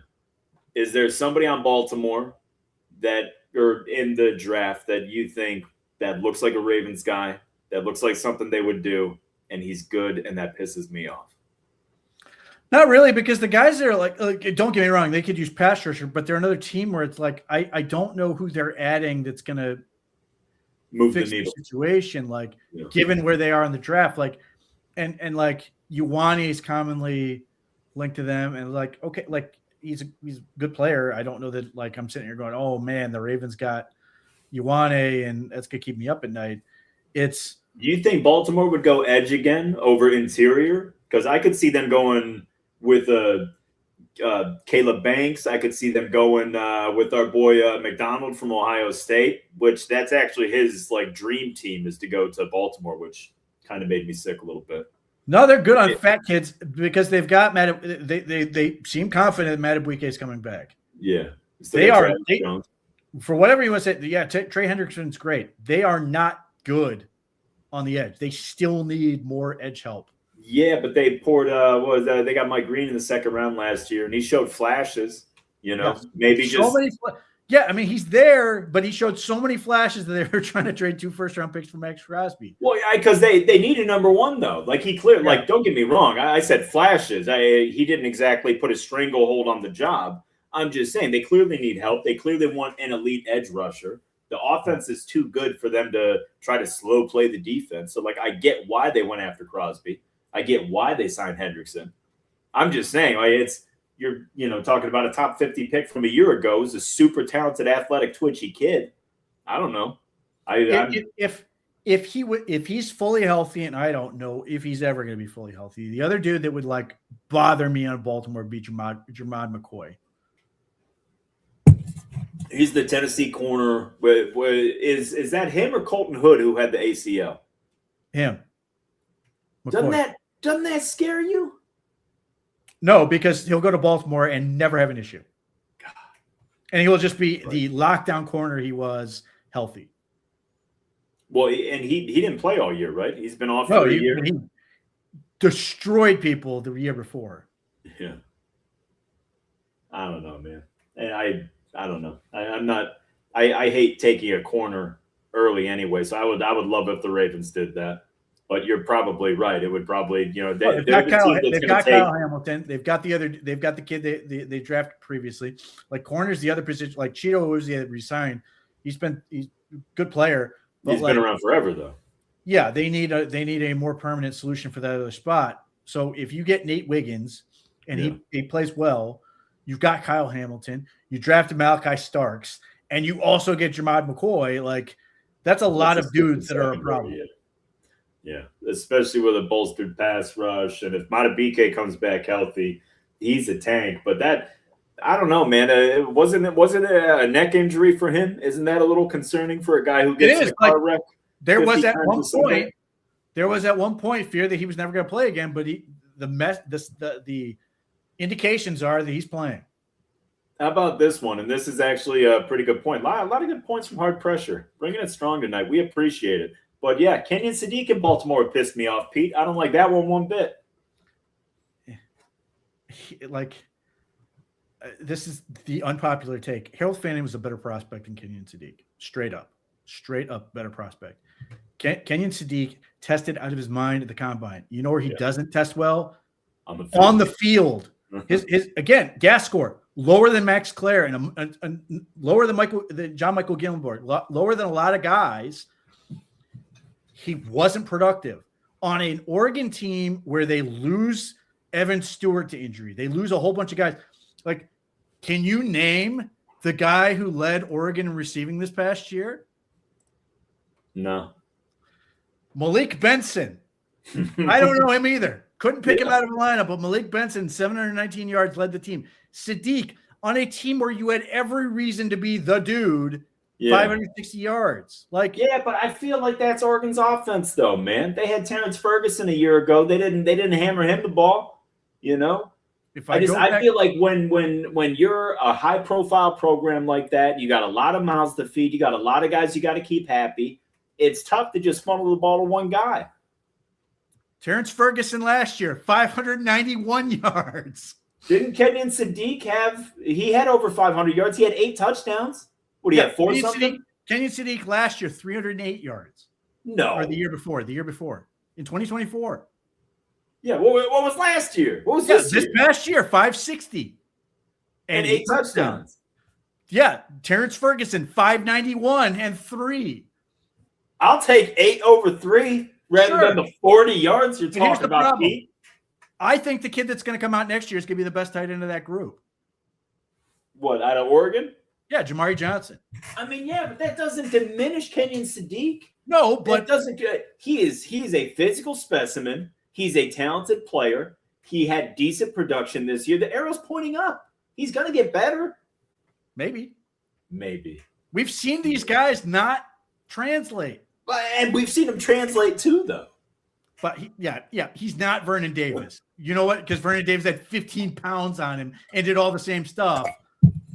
Like, I understand. Like, I understand the argument for Kenyon Sadiq. It is not going to work on me. I would not touch this dude in the first round. Really? Somebody will. Somebody absolutely will. And they can prove me wrong, because the history of tight end is one where you have guys who did absolutely nothing in college and then went on to go to the Pro Football Hall of Fame. Antonio Gates is screwing the margins for a lot of these guys. It's as is the dude who played for the Saints for a whole bunch of years. Jimmy Graham. Yeah, like Jimmy Graham didn't do a whole lot at Miami. Yeah. I mean, he was reasonably productive, but it wasn't like crazy. But tight end is a position where like you can see some of these guys who are just athletic freaks make it work. But I see a lot of troubling issues for Sadiq that you're sort of like, why wasn't he crushing people in college? And it just didn't happen. No. As I said, Max Clare is better. Harold Fannin as a prospect to me was better. Okay. I feel like Fannin as a better prospect is a stretch. I think Fannin was excellent, and I loved Fannin last year. I was thrilled that we got him, but he was absolutely more impactful as a rookie than I thought he was going to be. I agree with that. I agree with that. But what did he do in college? All he did was produce in college. It was insane. He dominated. Yeah, but we've seen guys dominate in college before, and then they go to the pros, and it's a whole different. Yes, everything. And you can sit there and go, well, he did against the MAC. The problem is he also did it against real teams too. Yeah, he looked like a different dude against the best teams. It wasn't like he's kind of okay against the big time program. He killed Texas A&M. I was just gonna say there was like an elite, like a lot of NFL talent team that he shredded. It was A&M. So yeah. And he, his 6'9", 7'3" cone at 241 pounds is very, very impressive. Yeah. He's like, his balance is otherworldly. And I think some of it's like part of what hurt Fannin for people is he looks weird as hell doing this, which, supports my Mekhi Lemon theory. If you don't like how he runs, who else looks weird running? Harold Fannin. Harold Fannin looks runs like a duck, but he doesn't fall over. Yeah. Like that's the thing. I do think there's a weird element with Harold Fannin where like, and I'm not saying I wasn't guilty of this too, where like I was sitting there going third round, great. Like I love it. But like, if you could redraft, he goes in the first round and you look back and you sort of look at what he did in college and you look at what he did in the NFC, it looks the same. It's not like he's doing something new. Yeah. It just happens to be really good at that level. And that's where I sit there and go, look, to your point, and to the chatter's point here is like, would Kenyon Sadiq worry me if I know the other team has him and you got to defend him? Yeah, because he's only got to catch one ball and run the length of the field once to be a huge problem. Like from that standpoint, I completely agree. But like, if you're asking me what would scare me more, getting him or getting Mekhi Lemon or Concepcion on that team, like those things are way scarier to me than Sadiq. But like, I get it. If you're the Baltimore Ravens, you go, we just lost Isaiah Likely, and we're going to get we're going to get a version of him that runs a 4.4 as opposed to a 4.8. Yeah. Then like I get where you go, man, that's scary. Yeah, especially, I mean, you throw his locker next to Mark Andrews and you just say, be a sponge, and then you turn the reins over to him the next year and you're ready to go. All right, well, let's bump over to Cincinnati. Cincinnati's got the 10th overall pick. And I want to say the betting favorite for Cincinnati, I feel like everybody's got Caleb Downs at 10 to Cincinnati in a lot of spots. Nope. Yeah. Where are you thinking? You think, it's got to be defense. Well, the broken foot, there's no shot. What? I said Caleb Downs, not Caleb Downs. Yeah. I'm sorry, not Banks. Yeah. Oh, yeah. Caleb Downs certainly makes the most sense. Yeah. And certainly I do not want to have to face Caleb Downs twice a year either. No, not at all. That is obviously terrifying with him. Yeah, that's certainly bad.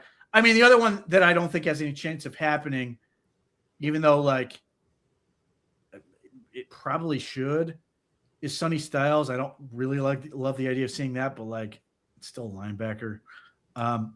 Caleb Downs is certainly the most concerning guy they can add. Unless there's some, I don't know that there's a defensive line. Like if healthy Caleb Banks would have scared me to death. Yeah.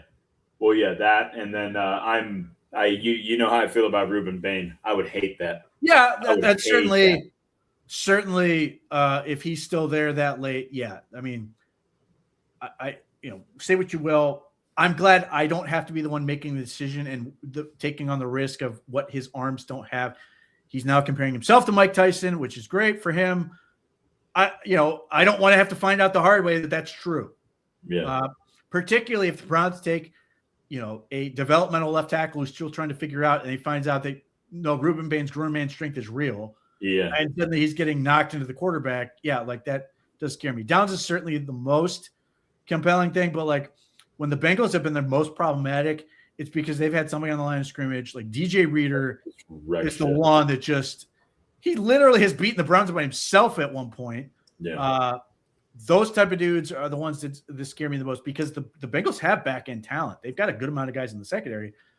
The fact is if they can get real pressure up front, that would be the most terrifying element. All right. Now, how about the Steelers at pick 21? The Steelers have had the best offseason of anybody in the division. The Steelers have had a great offseason. I'm super annoyed by it. I like a lot of guys that they brought on. And we talked about Jaquan Brisker the other day. I like Darnell Savage, too. I thought that was a nice signing. He's a talented kid. I mean, he's not a kid, but he's a good player. He's a nice rotation guy for that back half. He's a useful role player. I think counting on him for more than that is probably sketchy. But that's what he's going to do. Though. Yes, I agree. Obviously, for them, the biggest question is quarterback. Yeah. And they've still got some work to do on the offensive line. I would absolutely hate for the Steelers to take Ty Simpson. Please don't do it. Please don't take Ty Simpson from me. Oh, it would be so bad if you were to take Ty Simpson. Please don't do it. Even worse if you followed that up and said, we're not sure, and we took Eric Nussmeier in the second round too. Don't do it. All right, let me ask you this. If Aaron Rodgers doesn't go back, I mean, it's going to be Kirk Cousins, right? I would think. Yeah. Yeah. So it's like it's either going to be Rodgers or Cousins backed up by Will Howard and, Right. So no, I mean, like it's the same deal. If again, the answer could be Mekhi Lemon. You add him to DK Metcalf. You add him to Michael Pittman, which I'm still bitter about. You add him to that group, and you're just like, how do you deal with this group? It is a genuine problem for that to look at that. So again, whatever they add that sort of scares you, it's got to be on the offensive side of the ball. I don't see a defender where you're sitting there going, man, that really scares me, because like you could say, well, they could take a really dominant corner if McCoy's there or whatever, but they signed Jamel Dean. They've got JPJ. They've got Asante Samuel-Slagging, the nickel. Like they're pretty good there. Are you I guess the one that would sort of jump out at me on defense that I would not like them to do would be like Dylan Thieneman. at safety. And I'm not necessarily worried about it, but like I could see, Emmanuel McNeil Warren being sort of like an annoying guy you hate on the Steelers. Yeah. Yeah. How about offensively? Anybody offensively that you're just like, I mean, outside of Mackay, it's probably KC, huh? So guys, just adding more weapons to DK and Pittman and their giant tight end. I mean, they've got all the other stuff covered, and you're just like, more threats equal bad. Like that would be the thing that takes them to the next level. That's, again, quarterback could be the whole thing, but like at that point, you're sitting there going, they've got a real offense, and you've got something to actually have to stop, as opposed to last year where, if it wasn't DK Metcalf or giant tight end or occasionally Calvin Austin, they just didn't have that. And they didn't use some of the players they had. Yeah. Well, and that's the one upsetting part of all that is that DK can be so just physically overwhelming to a defense. Like his ability to just catch and accelerate and be a thoroughbred running down the field is super frustrating. Now Michael Pittman Jr., he's 6'5", isn't he? He's a big dude. He's 6'4", yeah. Oh, God. I'm not excited about it. I'm really not. Nope. And then, Rico Dowdle's like the cherry on top. That SOB is annoying. He's good. He's an obnoxious running back. I'm not happy about this. I need Aaron Rodgers to come back and really, really be horrible this year. No, the only saving grace is that this might be an indication that Caleb Johnson just sucks. Yeah, which would be nice. Yeah, I mean, third-round pick and already on him would make me happy. Amen to that, man. Goodness gracious. Well, as we're winding down here, Pete, I wanted to revisit something that we talked about last week. And because we argued the merits of Makai Lemon going 6th overall and all this other stuff, and I still have my reservations. And I feel like his resume is very easy to poke holes through in terms of how worthy of a top 10 pick he is. But he is, and we talked about this over the week, he's my number one chain mover in this draft. And I think the biggest thing the Browns need to add this offseason, the biggest thing that would help this offense and everybody in that offense is a guy that's going to keep him on the field and keep moving the chains and provide more opportunities for the other weapons on the offense. I think Harold Fannin is that guy. But outside of Harold Fannin, I don't see a single receiver on our team that I'm like, yeah, third down, I'm super confident going to him in a tough spot. Yeah, I mean, Jerry Jeudy has it in him, but he's more of a playmaker, which is fine. Yeah. But, yeah, to your point, it's 3rd and 7. Where's the ball going? Well, last year it was clearly going to Harold Fannin to the point where defenses just started going, you're not going to Harold Fannin. Yep. And they punished Shedeur a couple times for trying. And then ultimately they did figure out some other options where they used Harold Fannin as sort of a decoy. But yeah, this is my thing. Like, people discount, like, first, can we get over the idea that he's undersized at slot?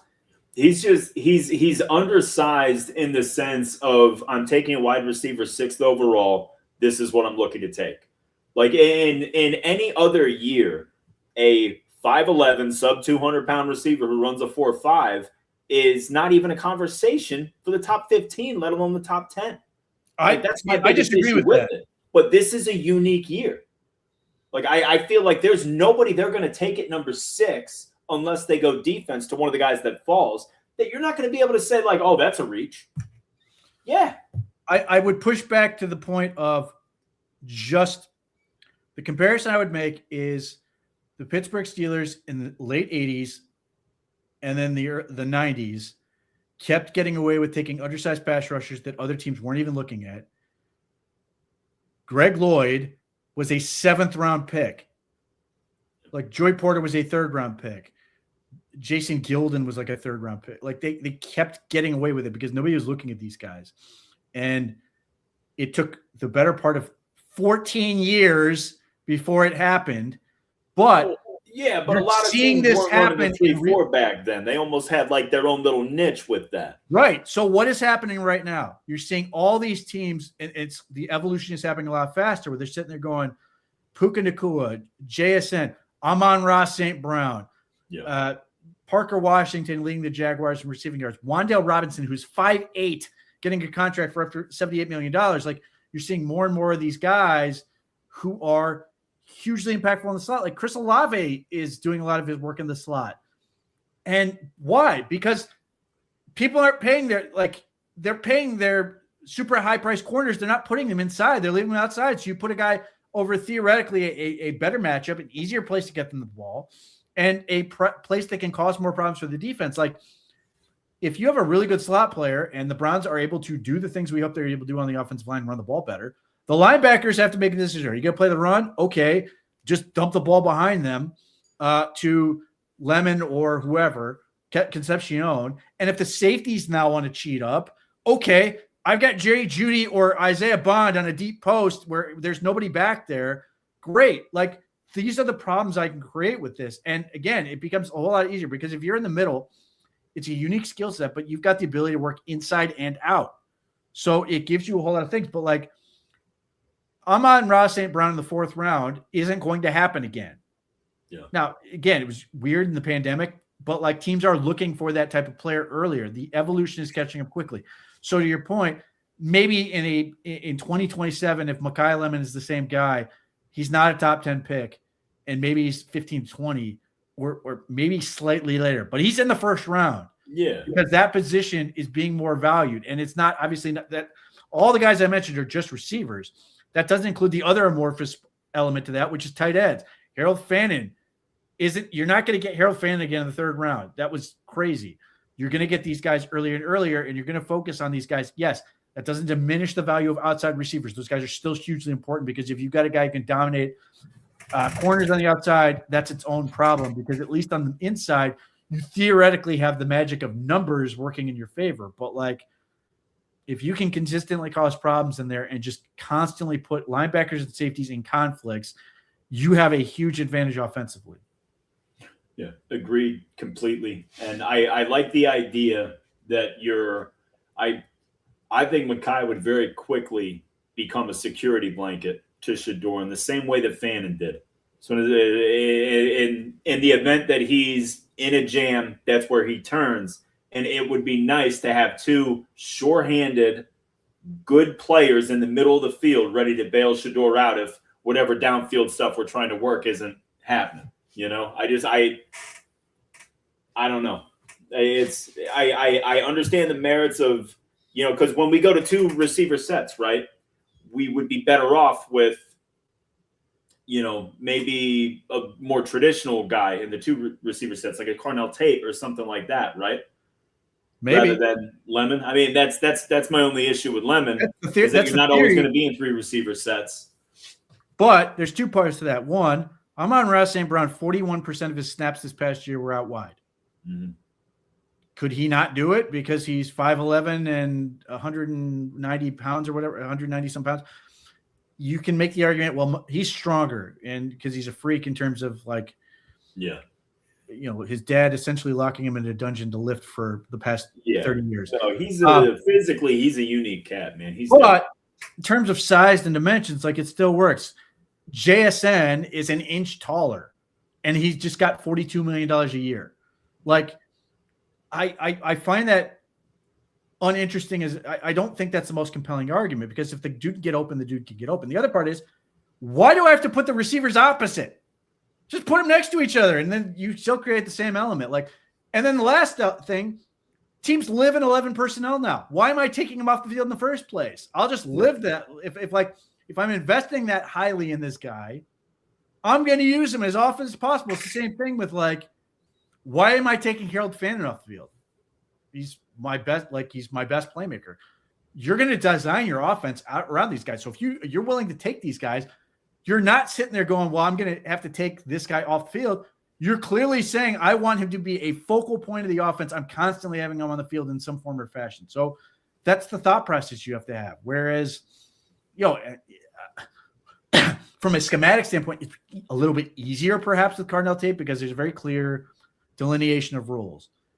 But like, I don't think that's nearly as problematic as it was because you're seeing it, whether it's JSN, whether it's Puka Nacua, they're just like, screw it, I'll put him outside and you have to deal with it. You still got to get, and if he takes away a top corner on the outside, somebody else is going to be open somewhere else. So like, it's all about creating opportunities for you. So, that's the stuff where I sit there and go, I don't really care. Now, this is sort of the advantage I think that Mekhi Lemon has over Concepcion is that, to your point, he's super reliable.